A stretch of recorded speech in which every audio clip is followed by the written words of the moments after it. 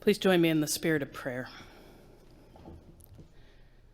May the words of my mouth and the meditations of all of our hearts be acceptable to you, O God, our rock and our Redeemer. Amen. So as many of you know, I came to First Parish, it's 2021, so about 11 years ago, as the associate pastor, and one of the gifts the associate pastor gets is wrangling the Christmas pageant, as Jamie can tell you. So there were lots of stories about the Christmas pageants here, and I had lots of aspirations. So it took a few years, right? But I felt like I was getting into the rhythm. Probably 3 years in or so. I got the parts out early enough. There was time for people to memorize their lines. We were able to have 2 rehearsals in the sanctuary. We practiced at every Sunday school, every week in Sunday school during Advent, and we were good to go. Christmas Eve came. It's not what you think, John. It was wonderful. It was wonderful. It went exactly as I had planned it to go. And on the way out, as people do on Christmas Eve, they stopped and they shook my hand and they wished me a Merry Christmas. And then they said, you know, it was nice, but there wasn't anything surprising. It's really not our favorite. And then they went on to name for me all the things. And so at that time, the most famous story was of little Ava Jutras, which poor Ava will be embarrassed she's my kid's age, so she's 16.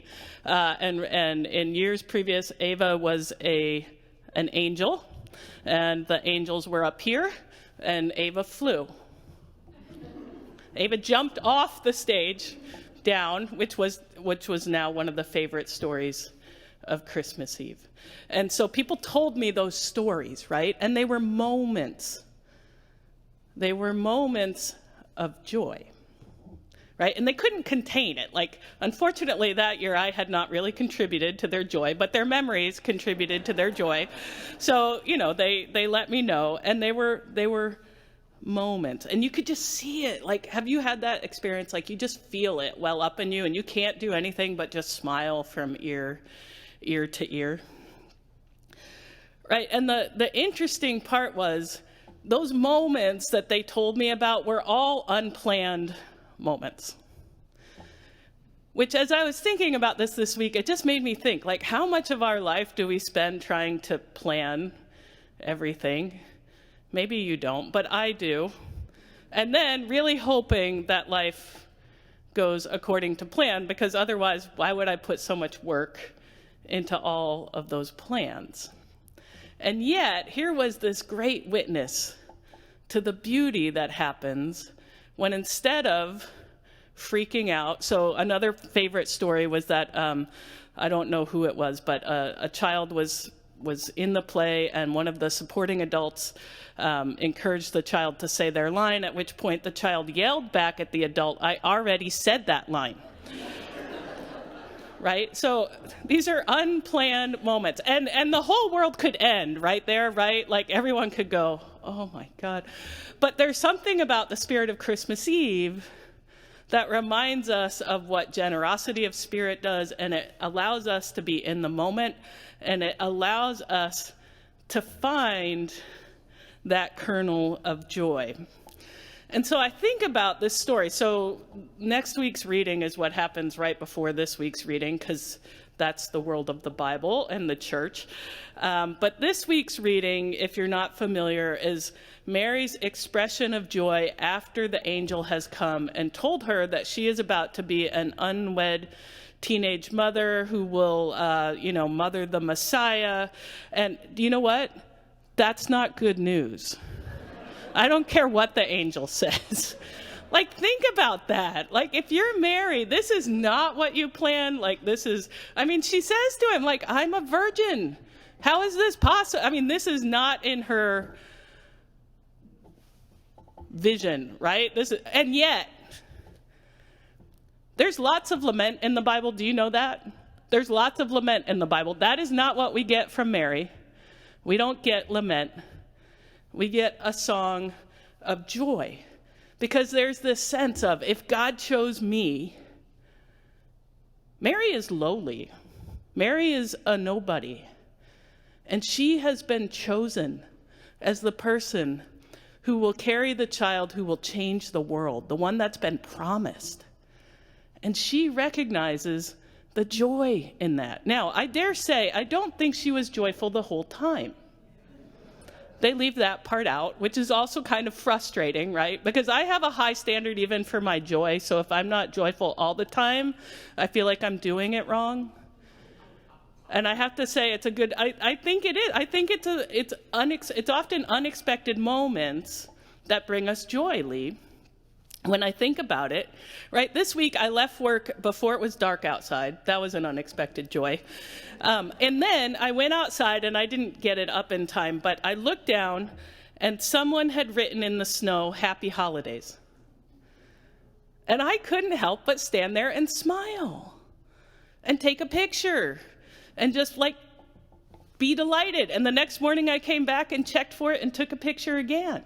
And then, okay, this will tell you a little bit about my Grinchiness. On Thursday, we had a staff meeting, and Katie, our marketing person, asked us to come festive, and I wore all black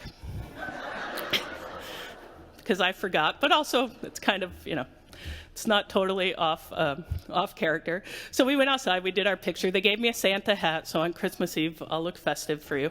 And I had to show them. And then on the way in, you know what we saw?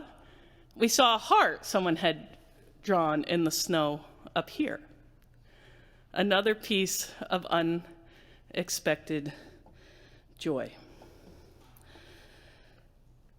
So there's a thing though, right? Like, we just had horrible storms. I have to say, I'm really glad I'm not doing the pastoral prayer this morning. Like, the world is full of bad news. And that's one of the things Lee talked to me about. Like, how do you talk about joy when there's so much pain and suffering that surrounds you? How does that work? And I struggle with that as well. And while I was doing some research for this, I found a website called The Aesthetics of Joy by Ingrid Fettel Lee. And she wrote a book about joy. And I really liked what she said. She said, joy are those moments where when we can see what's possible next. They feed our hope. And if we don't allow ourselves to feel joy in the moment, then we're going to run out of steam for the hope that things can be different. It's important to remember that joy doesn't negate the pain and suffering. Joy reminds us that there's more than pain and suffering. And that was really helpful to me. So I have to say, those who gave me the feedback about the pageant were correct. So I stopped over preparing. We went to, no one had to memorize their lines, and we were lucky if we got one rehearsal in before Christmas Eve, so that Christmas Eve would feel a bit more like a dress rehearsal with a little bit of organization. And now, one of my favorite moments is the year that one of the wise men threw the baby doll Jesus to Mary like a football. Mary was caught, Jesus was caught and swaddled for the rest of the pageant. All this is to say that I hope for you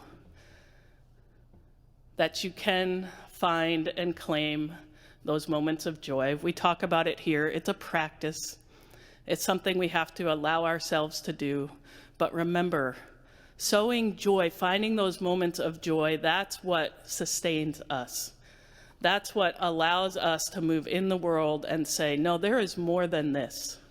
There is more than this, and we will keep working until the world experiences God's abundant love.